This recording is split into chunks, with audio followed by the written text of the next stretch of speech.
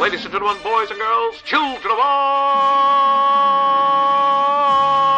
ages. It's time once again. It's time for that podcast heard, well, around a few places, by tens of listeners.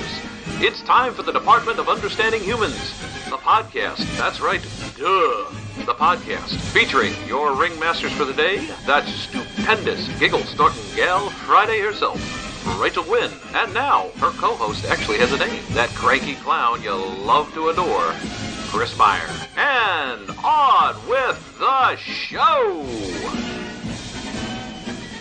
D.U.H, Department of Understanding Humans, yeah!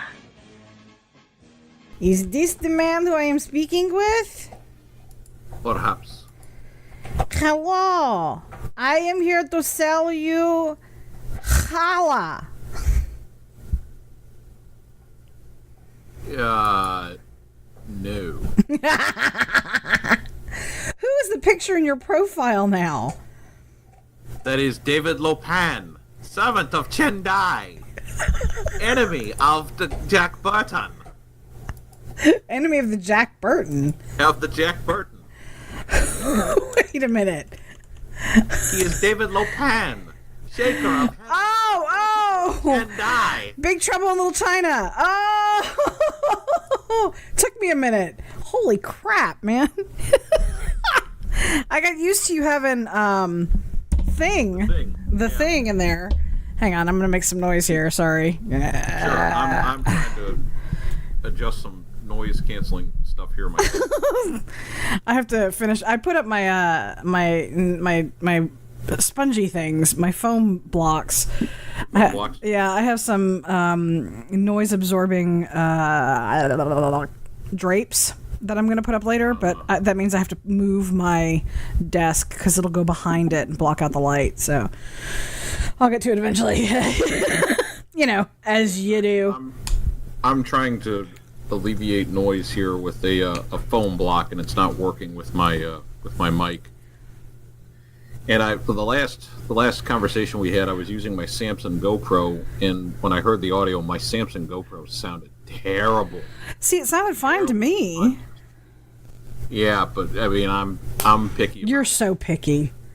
Because you're a professional. Right. You're a freaking professional. I'd like to get a swing set up like you have. Oh, I like mine. Amazon, baby. Amazon. So, yeah, speaking of professional, did I tell you that I did a voice audition? I don't know if I mentioned this on the last one or not, but I did a voice audition for Starfire from Teen Titans. Yes, you did. You talked about that, actually. That's pretty good. And that I got upvoted a couple times. Ooh. Yeah. And I thought it was kind of neat. Hey, what are you going to do? So I'm going to go do more of those this week and see if I can, make a few bucks. Because I'm still unemployed. And I need a job. Well, we all need jobs. We all need to work. That's actually pretty cool. Yeah, I'm excited. I'm going to do some more of those auditions this week. I'm also studying for my CompTIA Security Plus stuff so that I can get an entry-level IT job. Changing careers, ladies and gentlemen. Hey, changing careers can sometimes be fun. And, Whee! Are you hearing all that? Like some background static or no? I hear you kind of fumbling around, but I don't hear like static. I am fumbling. You are fumbling. Well, that's going to have to work for right now. I fumbled also so that everybody could hear it. Anyway, I'm trying to reduce noise as best as I can, and I'm failing at it. So, how do you have your mic? I mean, are you sitting it like on a book or something? What's going on? No, I've got it in front of me, in front of the computer, and I've got my pop filter. But the problem is, it is the echo of the chamber that's around me. That's my dog. In my house. That's my dog. Hang on a second. I need to. I've got the air conditioner right Christ. And of course, the AC unit goes on, so you hear that hum. Go ahead. Take care of Maggie. It's Apollo talking to Ruthie because she's sitting in the doorway, and he's like, I want to play with you. Do what you gotta do. Let me hush them out. Hang on. All right, y'all. Oh, she's got the bone. Oh, she's got the bone. Oh, okay, come on. Ruthie, come. Ruthie, come.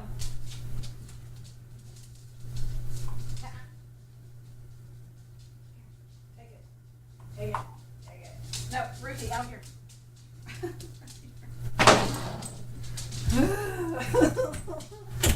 Oh. She had the bone, and Apollo wanted the bone. It was his most favoritist bone in the world because Ruthie had it. Because Ruthie had it. Because Ruthie had it. Wanted it. Mm-hmm. He wanted it so bad, and so hopefully that should sound better now that we have this kind of settled. Anyway, yeah, that's what I have. I have my blue microphone here, my blue Snowball. Good. Is pretty good and pretty decent for 360, and it's actually served me pretty well. My GoPro does well, and when I hold it up very close to me, it does well, and it sounds good. But when I hear the recording played back on our podcast, it sounds like I am in an absolute box, and that's horrible. And well, I'm wondering if that has something to do with my editing. Like, maybe. I don't know. It could be just because we're in two different locations and doing this over the internet. But, maybe. Other people sound better. So what I'm trying to do, folks, is actually sound better for you. I don't want to be the crappy part of the podcast and, actually sound like the poor partner here. I'm trying to have clarity and visual value. But anyway, moving on. And if you hear the thunking in the background because my microphone is so sensitive, that would be because Apollo's playing with the bone on the wood floors. On the wood floors. A lot went on this week. A lot did go on this week. I have can I start with a random soapbox tangent fest? Oh, dear God. Okay, let's do it. Okay. Soapbox tangent. So here we go. And then we'll get into the really important stuff like Melania Trump being accused of colonial looks in like Ghana. From Raiders of the Lost. I know! What the hell is that on? We will get the necklace, Dr. Jones. I win again, Dr. Jones. Marion, don't look at the light. Don't look at the light. It's beautiful. Ah, my face. Anyway.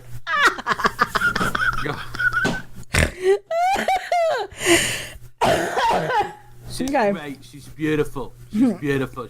I picked that outfit out for herself. I was watching Raiders, and I said, this is great. It's beautiful. It's huge. It's huge. Okay. It's huge. So, excuse me. Anyway, go ahead. Soapbox rant. Soapbox rant. Okay, I'm going to do this because I just have to. Okay, so this is to the millennial, and all right, I am going to insult people with what I'm about to say. Get over it. And if you don't like my cursing, fast forward probably about 2 minutes, okay? A millennial douchebag motherfucking charger driving jiggly poof hanging motherfucker who doesn't know how to be polite. This is the part of the Department of Understanding Humans. Understand this, humans. Treat other people with respect. Pay attention to the cue. Pay attention to your surroundings. Be self-aware. Learn emotional intelligence. Get a clue, people. Good God, I almost got out of my car and throat punched this little douchebag. Now, granted, I'm getting up there in age. Maybe I'm going through menopause. I don't know. Maybe this was just a hormonal thing. But when we're in line at a McDonald's and you're coming in between me and my coffee, fuck off! You stupid little prick.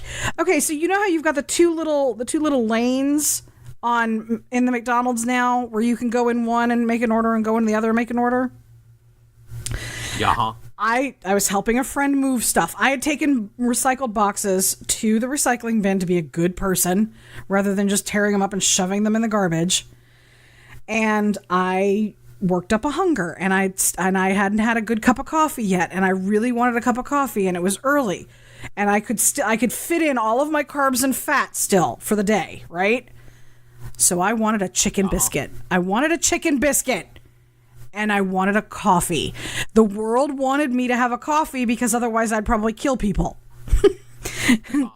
Coffee gives me endorphins. Endorphins make people happy. Happy people don't kill people. So I go to McDonald's. I go up on my side. This kid in a white, the two-door, I always screw this up. I think the two doors, the Challenger or the Charger. It was a Challenger. Okay. And ironically, that's what the Hubs had before he got his truck. So he had a white, was it white? I think it was white. Anyway, he had a Challenger. Uh-huh. And he's on his side and he's placing his order, and I'm in the husband's truck. The Hemi, the big dude. Like, because I've moved boxes and I'm getting ready to go help my friend move stuff from one house to another, right? And I'm sitting there and I make my order and I'm all happy because I feel like I've done some good in the world. And I'm just, it's good stuff. Yeah, great. I'm going to have coffee. Java. Now, what happens is you're supposed to sort of merge into one lane again, right? To get to the window. So I ease out, and here comes this little douchebag in his Challenger, and he decides he's not going to let me go. He's going to push in front of me, obnoxiously. Not just, hey, I'm before you, I'm going to go before you. Like, I edged out. Like, you could tell that my intention was to get in back of the car behind me that had come out from the same lane he had just come out of. So, you go, lane B comes out, lane A comes back in, lane B comes out, lane A goes back in. Hello? Math. Common sense. Common sense, people! Common sense! But no. Little jiggly-poof motherfucker decides he's going to just roll on into the lane. I ease a little bit more forward to show him that the nose of my big-ass truck is going to take up that space. No. Little Mr. Douchebag rolls forward some more. And I just sit there for a minute, and I look, and he's doing that whole, I'm not looking at you because I know I'm doing something douchey, and I'm not looking at you. Right? Little fucker. He pulls into the lane. I pull behind him. And I sit there. And that's when I realize he's got fucking Jigglypoof Pokemon hanging from his rearview mirror. Fucking idiot. Like, just, you go, Jigglypoof. Like, okay. You obviously have to be somewhere quickly, and you're just being not self-aware. Pokemon, they were important. I gotta catch them all, and I'm thinking, and I look at him, and I'm making a judgment call. Okay, I'm judging. I'm totally judging. He was young. He was a millennial. He was a younger guy that had that kind of hipster, I've been paying too much attention to my Facebook feed bullshit kind of look. Right? And I'm like, I'm going to get out of my car. I'm going to lower my short-statured, fat ass out of my huge-ass fucking truck, walk over to your partially cracked motherfucking window, and throat punch you. Asshole. Then he takes, like, the car in front of him goes and pays, and then he doesn't move. I'm like, dude, you're keeping me from my coffee. You are damaging my calm. You should have pulled a Negan and dragged him out of the car and beat him. I really should have. Actually, I then done a rant, like a monologue rant.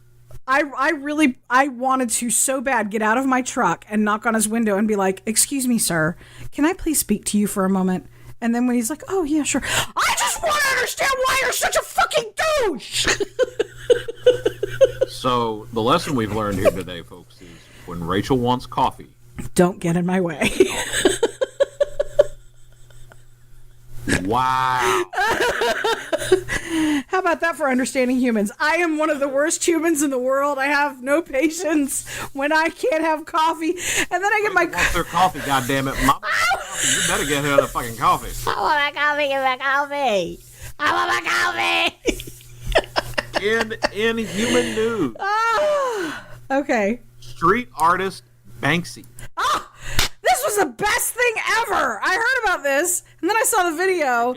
I got to see it, and let me tell you the story here. He's not a stranger to pranks and provocation. Right. Right. And he actually has a piece in a London museum called "Girl with a Balloon," and it is a spray paint art on canvas. Right, which he's also done. He'd also done many other things. Go ahead. Well, yeah, he'd done it on the side of a wall. Right. And then also put it on canvas. So it's a well-known. It's the little girl with the blowing skirt and the heart balloon that's gotten away from her. Now, he said, if any of my works are ever sold to a private auctioneer, watch out. What they didn't know is he installed a shredder in the back of the frame in case this ever happens. So he found out it was going on auction and posted the whole thing on Instagram live as it was going on. And all of a sudden, as soon as it was sold, an alarm went off on the painting, and down drops the painting into the shredder and becomes tattered. Right. Now people are saying it's going to be worth more. Yes. Because of this. At least double. At least double. Because of this. And they tried reaching out. I mean, they were just panicked at Sotheby's when this was going on. And people are sitting there in shock and in horror going, oh my God, this guy just paid $1 million. $1 million for this painting. This unidentified buyer purchased it on the phone. Mm-hmm. And a representative said, well, he's just like Picasso. The urge to destroy is also a creative urge. Yep. I mean, he warned everybody. He's like, if you sell my stuff personally... Sell my stuff to somebody personally, instead of having this as for everyone to see, I will destroy it. Right, which makes it even more valuable. And what's really funny is about 50% of it's shredded. Yeah, half of it is shredded. It went halfway down the frame and then stopped.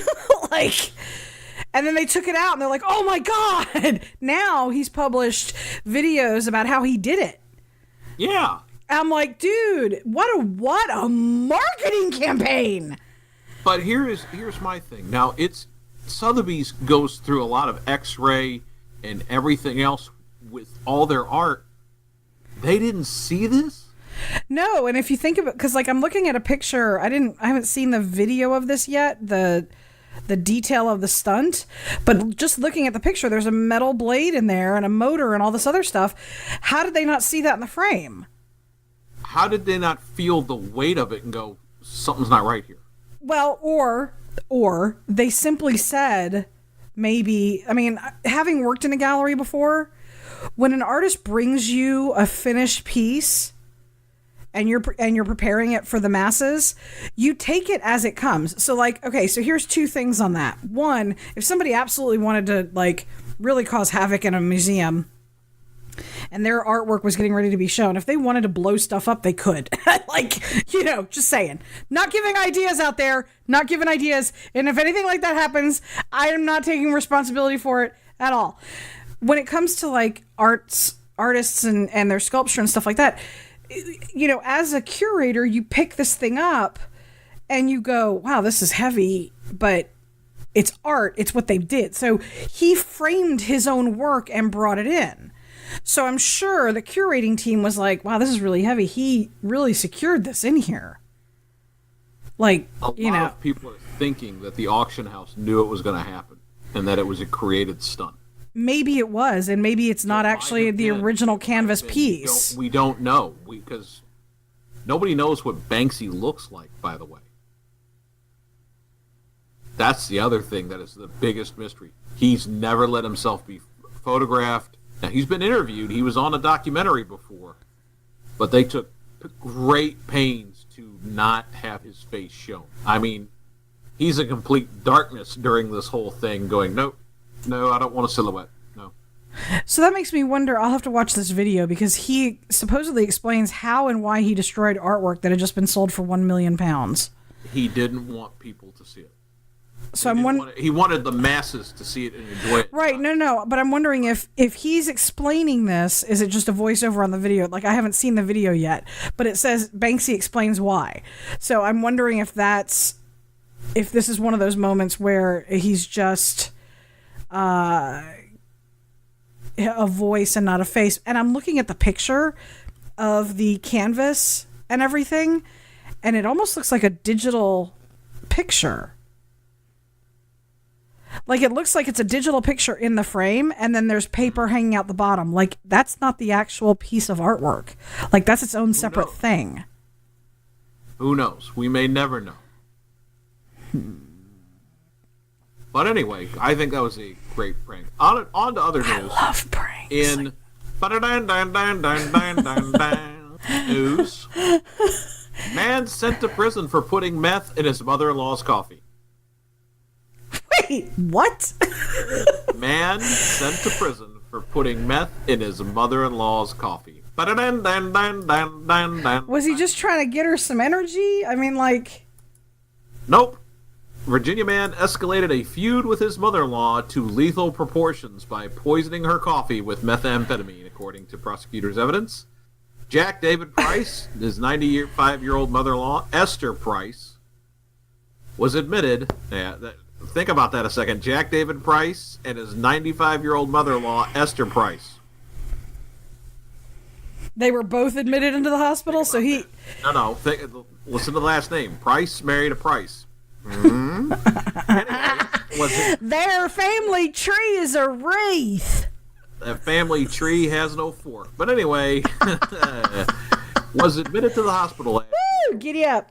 showing signs of having meth in her system. The woman told authorities on the day she became ill her son-in-law had brought her coffee, which she thought was unusual. Okay? So he put meth in there. Her granddaughter, this is where the story gets even more bizarre. Her granddaughter, who is Jack Price's stepdaughter. Sorry. Yeah, this family tree has no fork, folks. I mean, really, I'm sorry. Really has no repeat that last few seconds, because I opened a page that started an autoplay, and I apologize. We didn't hear it. I heard it, and therefore it's recorded. So go ahead and I got you. They were admitted into the hospital. Admitted into the hospital. And her granddaughter, this is where the story gets a little bit more bizarre, who is Jack Price's stepdaughter, told authorities that she had believed he tried to poison his mother-in-law. The Associated Press investigators were also told by a neighbor that Jack Price once talked about putting meth in his mother-in-law's coffee, but then claimed, hey, I'm only kidding, I don't really want to do that. And October 3rd, because they had found meth in the system and possible meth in the coffee, he was sentenced to 6 years in prison after reaching a plea deal to drop the attempted first murder degree of his mother-in-law. Gosh. So, if you're going to murder mama, if you're going to murder your mama-in-law, don't put no meth in the coffee. Oh my God. Your news update for the day. Damn it. God, I hate the Weather Channel. Why? Because they're trying to tell you about hurricanes? Yes, I'm trying to look up the fucking hurricane information, and it auto-plays a fucking commercial. This podcast is brought to you by fuck. It's the word of the day. Rachel is having some issues with the Weather Channel. I just want to know, because according to the storm track, it's going to hit Georgia. Yes. And I'm like, I didn't know about... Yeah, it's tropical storm, but it could turn into a hurricane and come in the inland on you guys. It is right now. Breaking. Michael strengthens into hurricane. Major hurricane now expected. Here's the latest timing and intensity thoughts. See more. Wait. Is Jim Cantori outside your door? Then you're okay. If he's not, you're okay. If he is, fuck it. Okay, kiss your goddamn ass. He's outside your Okay, so what I want to know is, here's a question. Outside, shit's going down. Okay, so I know that it's been a couple weeks since the last hurricane, hit off the coast, right? Or a week or so. What I want to know is, was all of that fake news? Like with the guy, did you see the Weather Channel video or the CNN video of the guy who, like, all of the wind was blowing and his jacket's all over the place and he's barely able to stand up, and then there's like two people walking behind him like nothing's going on. Sandwiches or something. Yeah, in sneakers and shorts, and I'm going, what the heck? Did that really happen? Anderson Cooper in water or something, and it really isn't that deep. He's kneeling in it. Well, there's that, but no, like this was like why? Okay, I get that this guy's down here and there's people up there and they're walking, but the other video was like all of this wind and pushing and shoving and blah blah blah, and these other two people are just kind of casually walking across the street. Yep. Like, did that really happen, or was that fake? Like, did somebody fake that? Like, I guess my question is, did the weather guy that was sitting there going, and the storm is, were they faking it, and the people behind them just kind of happened to walk into frame? If I had to say, I would say yes. They were trying to sensationalize the storm a little bit more than what was happening at the time. Because let's face it, how much hurricane coverage can you have when it's going on 24/7? I mean, 7 days now it was going on. Oh my God, yeah. But anyway, yeah, I understand. But like I told you, if Jim Cantori is outside your house, then shit just got real. Shit got real, okay? This shit just got real, yo. This shit got real. Jim Cantori's outside the damn house. So a hurricane's coming to the Gulf Coast. It's coming and winter storms are coming to the Midwest. Winter storms. We have a cold front. We have a super uber cold front. But yet it's October in Alabama and we're still 90 degrees. Right, and it's currently, let's see, it is October 8th. Running, and it's Alabama in October. It's 82 degrees in Atlanta. Like, this means nothing to us. Everybody asks, well, how hot does it get in the South? Well, let me tell you something. How hot does it stay in the South is the question. There have been Thanksgivings and Christmases where we sit outside and have our meal. Yeah. That warm. It is. And we're in shorts and T-shirts going, woo, it's a little warm. We've had tornadoes Christmas Day because it got so hot, muggy, warm, and all of a sudden we just went, ooh, hey, it's a weather phenomenon. We've had ice storms Christmas Day because our weather goes absolutely freaking nuts here. So to hear all this cold front and all that other kind of, when it gets cold here, let me know. Yeah, no. Okay? Don't tell me it's coming. I'm going to walk outside, and if it's cold, I'm going to go back inside, put on some warm clothes. Yeah, we aren't even closing the pool. Like, no. Yeah. I mean, it's ridiculous, because next week we'll have, another bout of quote-unquote Indian summer here. Yeah. It'll be freaking 90 on Halloween. Anyway, Wolf. You can hear her, can't you? I can hear the mags. That's the mags. It's all right, though. That's it's the all right. mags. It's a podcast. It's a podcast. We're not in the studio. We're not in the same room. We're both different locations. It's okay. We'll make it work. But so go ahead. Yeah. Go ahead. No, go ahead. You're good. Go ahead. I hijacked with douchebags and hurricanes. Go ahead. Well, the new season of The Walking Dead premiered. Is this the season where Carl's dad dies? I guess. I mean, they're really Carl. Carl. Last episodes, but on the sad note, Scott Wilson, who played Herschel on The Walking Dead, died on Saturday. Oh. At 76. I loved Herschel. And Herschel was going to make some cameo appearances in this season and everything. So what a great character, Scott Wilson. Wait a minute, wasn't Herschel the dad? Herschel was Maggie's dad. That's what I thought. How is he making cameos in this season? Well, they had filmed it before. Okay, like flashbacks? like flashbacks. Okay, because he's dead. Like, yeah, the governor lobbed his head off. Oh, I hated that episode. I thought that was a bad episode, and then of course I go to season 7, episode 1, and it's freaking Lucille and Squick. I'm like, no, I'm good. I quit watching after that. Well, it happened Sunday night, or it happened. We saw the new thing. Maggie's a little different. The guy that was running Hilltop tried to kill Maggie. I know, spoiler alerts if you haven't watched. He has a DVR. Maggie hung him. Nice. All right. Looks like King Ezekiel and Carol are having a little, let's get it on. Bow, bow, bow. King Ezekiel asked Carol to marry him on horseback after an encounter with walkers. The book of life, or the book to how plan life, that was given to him at the end of season 8 or season 7, is now in effect. They're starting to rebuild society. They're trying to rebuild America. So, okay, this is something that I didn't watch, and I guess I really should just suck it up and watch season 7. We watched, the whole thing was playing on AMC this whole week, so right. And I mean, I can watch it back and watched episodes. But go ahead. I was appalled, and I'm like Taylor Swift with her Congress comment. I was appalled and terrified at Negan, beating the crap out. I'm just kind of like, okay, I didn't watch I finished watching episode 1. I watched episode 2 and was kind of like, I don't think I can do this, because they really dragged it. Do you have to get past that? Do you have to get past that in order to enjoy the season again? You gotta kind of get past that, and I will say this. Somebody warned me. They said, it's all good up until that season. It's like the writers took the year off.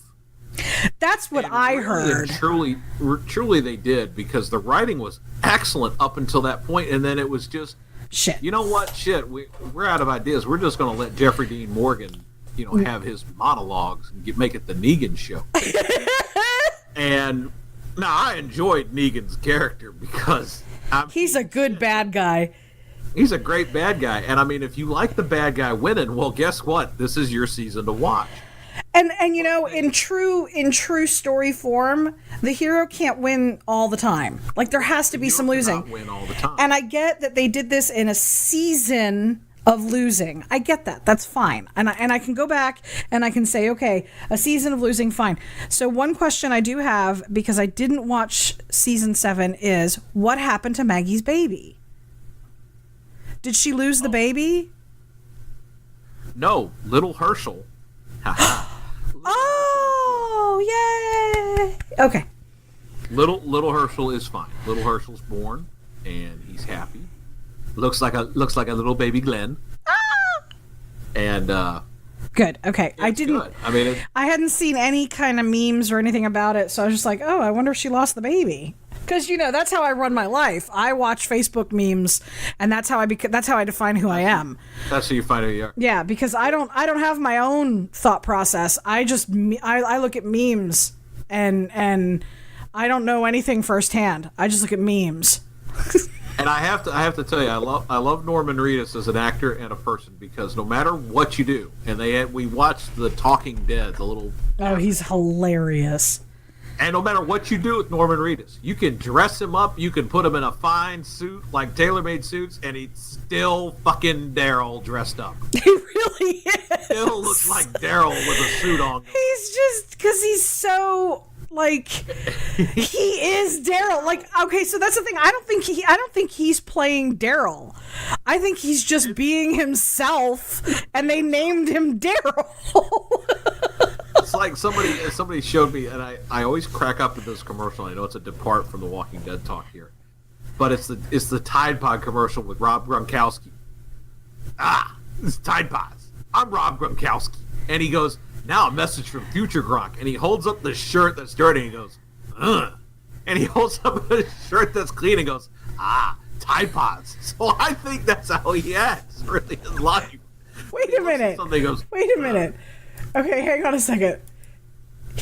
Norman Reedus did a Tide Pod commercial? No, Rob Gronkowski.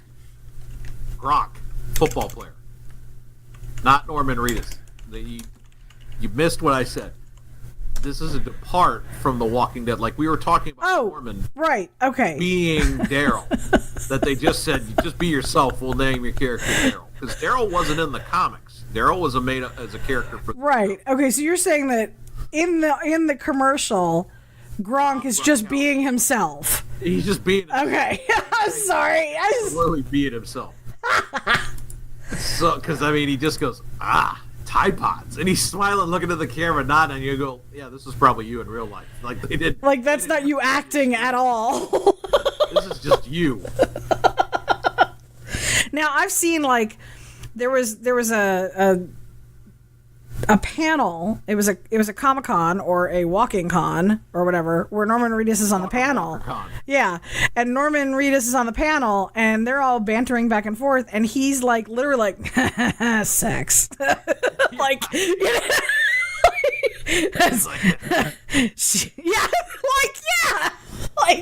you said boobs. Well, it's funny during the Talking Dead episode. They're talking about Carol's relationship with Ezekiel, and Norman goes, "Boo." Boo. He starts sitting there, boo. And the woman that plays Carol goes, What is wrong? Why are you doing that? He goes, she shouldn't be with Ezekiel, man. Daryl loves her. Boo. So I'm looking forward to this new season. Okay. I am now finally watching The Walking Dead. Okay. Okay, so do I need to see season 7 to understand what's going on in season 8? I would catch up on season 7. There's a lot of stuff. Daryl goes through some crap being just tormented by Negan. But if you don't watch it, you just watch it just to see, as I call season 7, the Jeffrey Dean Morgan show, where he monologues everything. And it's great monologues. They're great bad guy monologues. There's something where he's talking to Carl. Coral. I had fans tell me, oh, Carl's a pussy character and all this stuff. Let me tell you something. Carl is the toughest, baddest motherfucker in that show. Carl's a good kid. Jeez. Carl is a badass, and he knows what is needed to make that new world work. All right? Carl's lost. He had to shoot his mom. Had to kill his mom from turning into a walker. Yeah. Got his eye shot out. His eye. Coral, don't die on me. Coral. Anyway, there's a part he goes to kill Negan. He sneaks on board a truck to kill Negan, and Negan is so impressed by it, he's like, come on, kid, let's talk. And then, just is enamored with Carl. He's like, I don't know whether I should kill you or just adopt you. I like you, Carl. I love Jeffrey Dean Morgan. I will watch season 7 just because of that. Just because I love. Yeah. What? I went out on you? You went out on me. Yeah, sorry. I sat back in my chair. I was laughing and I didn't want to guffaw into the microphone because then it would sound like. Wow. Anyway. No, it truly was this. It was the Negan show. It was him. And they were like, just be a fucking dick, Jeff. Okay, just be a dick about things. Here's a bat with some barbed wire. Go be a douchebag. And just keep looking hot while you do it, man. Hey, all right. So anyway. You know that he was the dad in Supernatural, right? Yeah, he was the dad in Supernatural. After the season premiere, and I think I've brought this up before, but since we're talking about it now, I'm going to bring it up again. After the premiere of that season of The Walking Dead, where he bashes Glenn's head in, the season premiere of Supernatural, Dean walks in with Lucille and throws it on the table, and it's covered in blood and guts. And he goes, "Man, Dad would have loved that bat." Yeah. You told me about that. I love it. Yes. That was awesome. And he still goes to their Comic-Cons. Oh, yeah. Now, here's another thing about Jeffrey Dean Morgan. If you don't know, in Batman versus Superman, in the beginning scenes, he is Thomas Wayne. He's Batman's dad. Yes, and Maggie, is his mom. Is Batman's mom. And I'm like, oh my god. So, there's a rumor. Awesome. There's a rumor now, because Ben Affleck has left Batman, that Morgan may be taken over as Batman. How would they do that? Because I don't know. If they've already established him as the dad. Now, as I said, it's a rumor. Although this is DC, because they fuck with timelines like there's nobody's business. Oh, there you go. Now, I was just about to segue into that. There is a series called Flashpoint, where the Flash goes back in time to save his mother, and he saves his mother, and then he ends up just fucking the timeline up to no end degree. He ends up really wrecking time because of that one moment. And Batman isn't Batman. Bruce Wayne is killed instead of his parents, and his dad becomes Batman. Oh, well, okay. So if they've already if they've already set the precedent, well, there you go. So did you see the trailer I sent you, speaking of DC, about Aquaman? His solo movie? I'm hoping DC doesn't mess it up. I'm iffy about it. I'm iffy about it. There's parts of it that look very cool, but then again, a trailer has fooled me where the trailer just absolutely looks cool, and I go to see the movie and I go, Yeah, I go, wonk, wonk.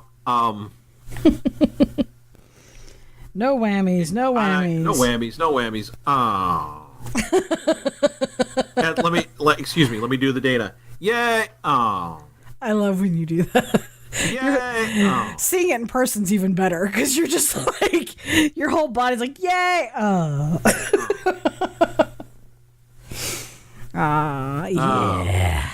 Anyway, it's been a good week. We've had a lot of stuff going on. I've had no more freaky videos of people in Batman masks and underwear. Although, ever since we aired that podcast, I have had fan mail of people sending me pictures of just random guys in Batman masks and underwear. I'm going to ask you, please stop. Okay?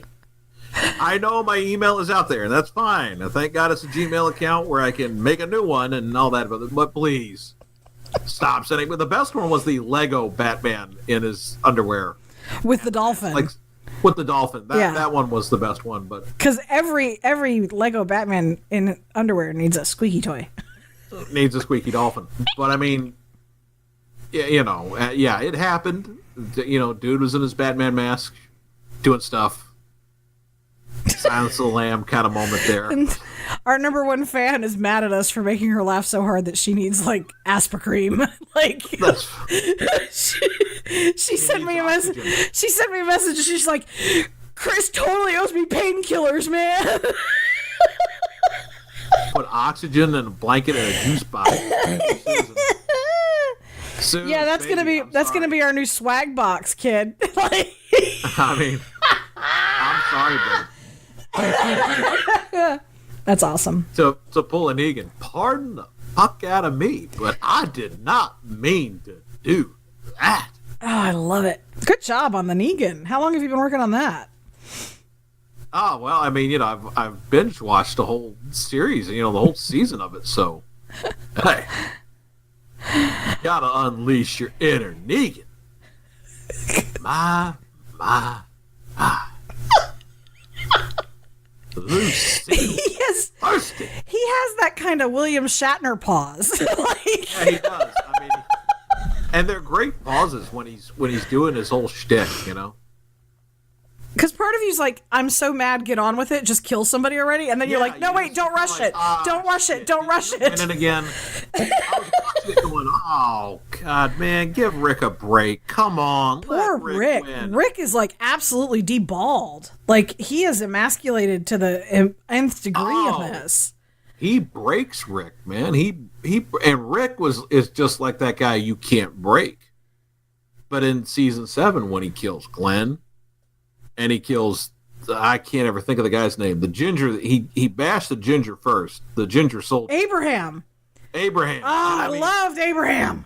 Abraham, suck my balls. Damn, this big fella took a shot in the head, and he's telling me, suck my balls.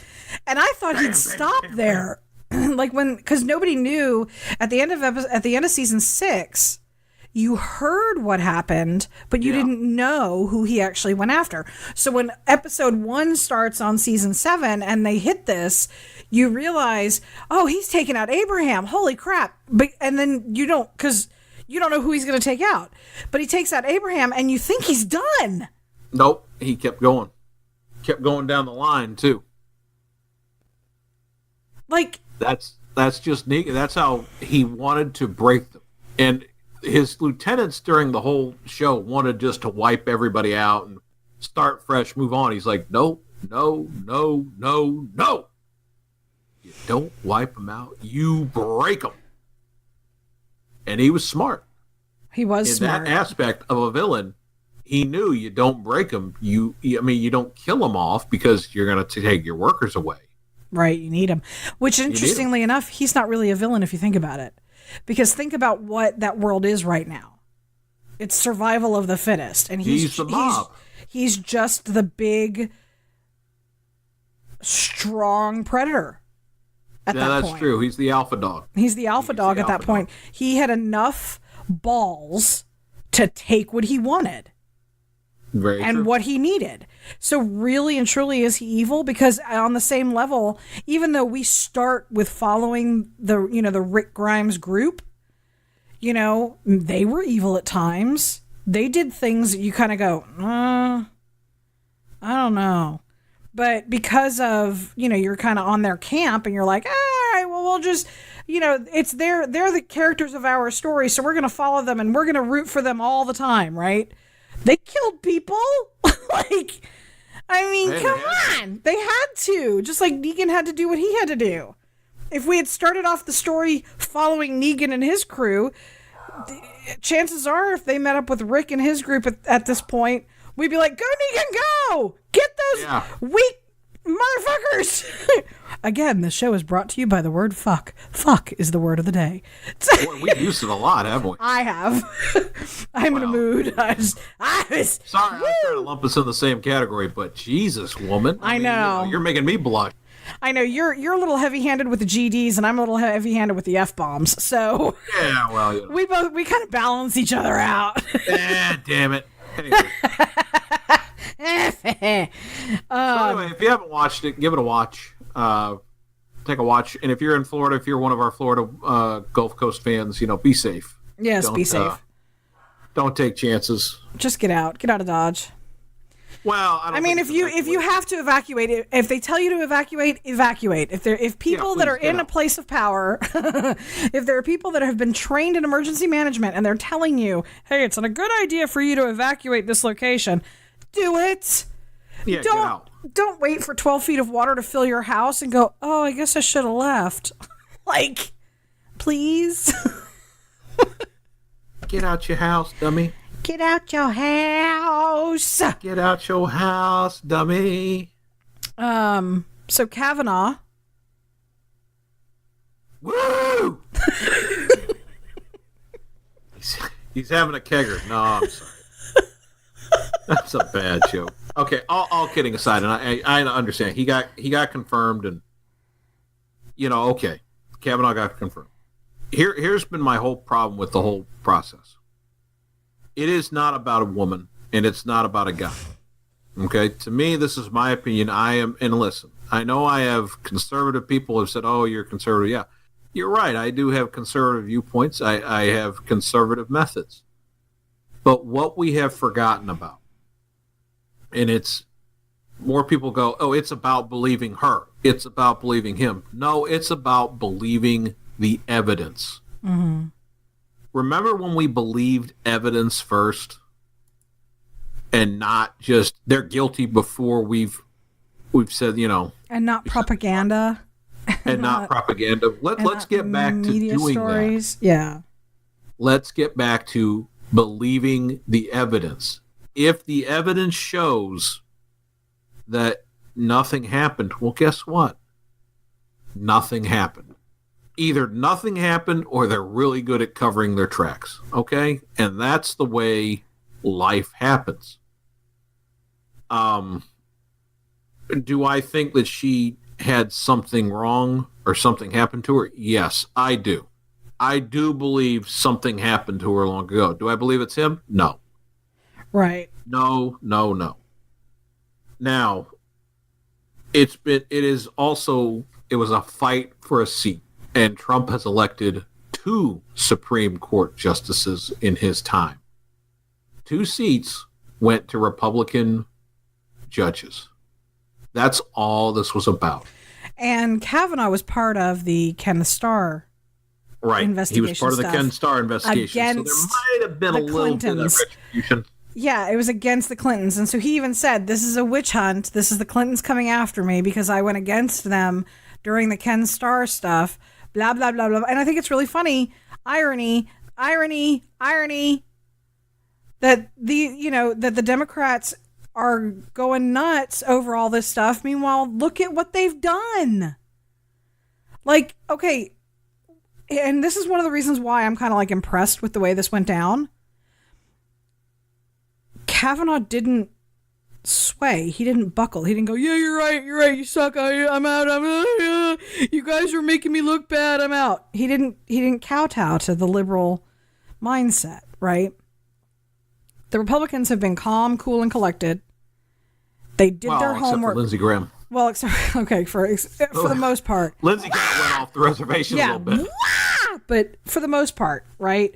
You don't see them throwing temper tantrums, and that's the biggest thing that I'm noticing this week is the opposition has been throwing such temper tantrums. Apparently, I heard that, I didn't see this firsthand, but I heard that there is a article and or video out there about how now the Democrat, let me get the words right. Their agenda is now to disrupt and impede, right? So they're not just standing out in the lobby going, we want this. They're now following senators to their offices and standing in the doorway chanting to keep them from working. Right. Like, what happened to due process? What happened to allowing people to get their jobs done? When did all of this become about temper tantrums, emotions, and outbursts? When we started giving kids participation trophies. Oh my God. Really? It started way before that? I thought it started when Trump won the election. No, all this started really with the way of how we've gotten here is where we said, okay, we can't have losers. Everybody wins. Even though you worked hard and you won, you know what? The guy that really didn't do anything, well, we're going to give him a pat on the back and a participation trophy too. Which only makes him feel worse. We've also we've erased some history. We're doing this education of children. We're not having them read poignant books. Okay, and I know I'm kind of going off on a little mini tangent, but I go back to what happened to evidence. Here's a book I want in every young person's hands, and it's called To Kill a Mockingbird. Oh, good book. Okay? This is a poignant book for young people to understand the part of due process and evidence. Okay? Mm-hmm. And it's also dealing with race, creed, color, what have you. He said, she said, that sort of thing. And it is poignant. It's a turmoil. But it will also help young people kind of understand how things should work. Right. I'm sorry, I get a little lost in a lost for words because my brain is going so fast, my mouth can't keep up. No, I get that. That's why I make sound effects when I'm trying to think. I can't be eloquent in what I'm saying because there's so many things that just, you know what, and I'm going to go common man here. they piss me off to no degree of just how moronic we have gotten as a society and people. And I don't care if you're on the left, you're on the right. I really don't care. Both sides get so stupid about things. Yeah, they do. Where have we gotten? And I look at some people, there's people that I have known, I've been friends with for a long while, and they have gotten truly idiotic. I mean, they go off whether they are left or right. Now, and like I said, both sides have a problem. They really do. Yeah, they do. Now, I know I was kind of primarily hitting on the emotional tangents of the Democrats, and obviously the Republicans are just as guilty. But I'm just kind of like, but it all comes to the head of what you're saying is, what has happened to our society? Like, when did we go into a room to yell at each other until somebody stops yelling, rather than sitting down and having a conversation and listening to one another? When did that change? Social media, I think, has also changed that game too, because it allows anybody to have an opinion. It also allows you to be as nasty as you want to be, because nobody's ever going to see you. Nobody's ever going to meet you face to face. Well, unless they're a stalker, but this is true, but. Or you go to a Dragon Con and walk up to your podcast people and go, "Hey, I follow you on Facebook." Yeah. But yeah, no, I think social media has a lot to do with it, because suddenly you have a voice and a soapbox, kind of like podcasting. Perfect example. You have a voice and a soapbox, and really and truly, nobody can keep you from saying or doing whatever you want. Right, exactly. But you can't argue opinion. You cannot argue opinion. You can argue fact, and you can have opinions about facts, but you cannot argue opinion. Like, I had a conversation with a guy who, he walked up and said to a woman, "Nice ass." Right? And she goes, "I really don't think it's appropriate for you to say that to me." And she got offended. Okay? Her reasons for getting offended were her own. I'm not here to argue her reasons for being offended that a guy in a sleazily way walks up and goes, "Hey baby, nice ass." Nice ass. How you doing, nice ass? His argument was, we can't even tell women that they're beautiful anymore. Blah, blah, blah, blah, blah, blah. No, dude, there's a way to say that. And you didn't go up and go, "Look, I got to tell you, you're just beautiful, and your ass is just bam." There's a way for a guy to do that, and a woman to go, "Okay," But so she argues, she's like, "You're skeevy, stop." And he's like, "Oh, now you're offended because I think your ass is nice? Maybe if you weren't such a tight, frigid bitch, blah, blah, blah, blah, blah." And she's just like, "What the hell's wrong with you?" So he's telling me this, and he's talking to me as if I'm going to support him. Because and I'm like, you like to pick fights with people. And you want to look at him and go, "Dude, you're a douche." And I'm like, and I did. I looked at him and I said, "The problem you have is that you like to pick fights with people, and you're a douchebag." And he's like, "What? Oh, you're taking her side because you're a chick." No, I'm taking nobody's side. The point is, you are getting mad at her because she felt disrespected, and you're negating her feelings by saying that it's not fact. It's her fact. Her fact is you disrespected her. Therefore, you have to respect that and walk the fuck away and shut up. You're a douchebag. If I didn't say it before, you're a douche. Douche. Anyway, douche. Anyway, so douche look. canoe. Sorry. Yeah. You freaking pig. Listen, yeah. Oink, oink, babe. Yeah. Anyway, I do agree. Like, I watched, I think it was Graham Allen. He was talking about, teach your kids now that guys have to be very careful growing up now. It's all going to change. And I do agree. There used to be, back in like the 50s and 60s, the bad boy, the good boy, whatever, would walk up and be like, "Hey, pretty lady." And the girl would be like, "Oh, swoon." Now Guess what? That still does happen. That still does happen because if you're paying attention, if you are self-aware, and if you're paying attention to the proper social cues of other human beings, you will know when it's right to walk up and go, "Hey, baby, how you doing?" If you're not, if you're a douchebag and you're self-focused and all you do is navel gaze during your life and you don't learn social skills, you don't read body language, you don't watch people, not in a stalkerish way, but you don't watch people, you're going to walk up and do like, "Hey, you want a cigar?" You're and on the other side of that, guys, don't be that way. And women, "Oh, he's such a cute boy." Well, that's great. He's a cute boy, but is he a good man?